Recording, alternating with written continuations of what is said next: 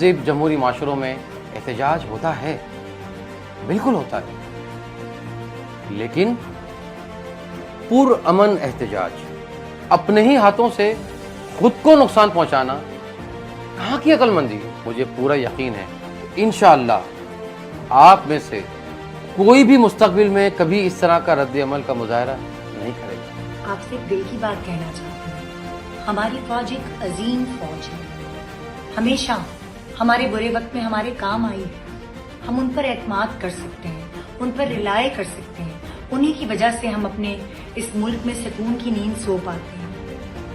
پاکستانی فوج سے بغض رکھنے والا پاکستان کا دشمن ہے۔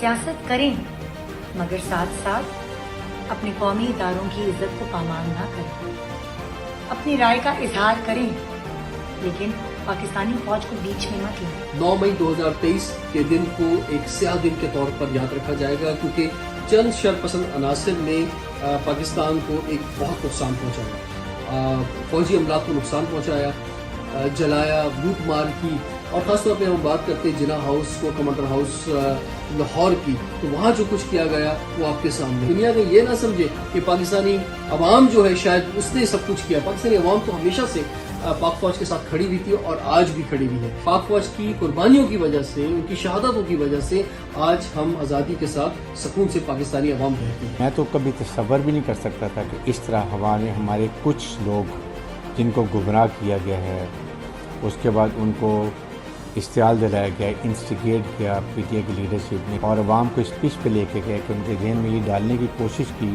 بلکہ ناکام کوشش کی کہ کہیں فوج جو ہے وہ پی ٹی اے کے خلاف ہے، جبکہ ایسی بات نہیں ہے۔ جو 9 مئی کو ہوا اس سے میں سمجھتا ہوں کہ جو دشمن نہیں کر سکا وہ ہمارے لوگوں نے کر دیا۔ جو چیز مطلب منہ سے بولتے ہوئے شرم آتی کہ جو کام کیے گئے وہ بالکل وہ کام ہے کہ جس کے اوپر ہم شرمندہ ہیں، ہماری پوری قوم شرمندہ ہے۔ جو اچھے سچے پاکستانی ہیں، خدا کی قسم وہ شرمندہ ہے۔ یہ کون لوگ ہیں جو کہ ہماری افواج کے ساتھ، ہمارے اداروں کے ساتھ کھلواڑ کر رہے ہیں؟ کون لوگ ان کو اس چیزوں پہ جو ہے وہ انتشار پھیلا رہے ہیں؟ جس طریقے سے ہمارے امیج کو پاکستان کے لیے جو امیج دیا گیا لوگوں میں کہ پاکستان جو ہے ایک دہشت گرد ملک ہے، اور اس امیج کو سافٹ امیج میں بدلنے کے لیے جو تاجروں کی قربانیاں ہیں، ہمارے اداروں کی قربانیاں ہیں، اسپیشلی پاکستان آرمی کی، سندھ پولیس کی اور رینجرز کی، اس میں ایک اہم کردار ہے۔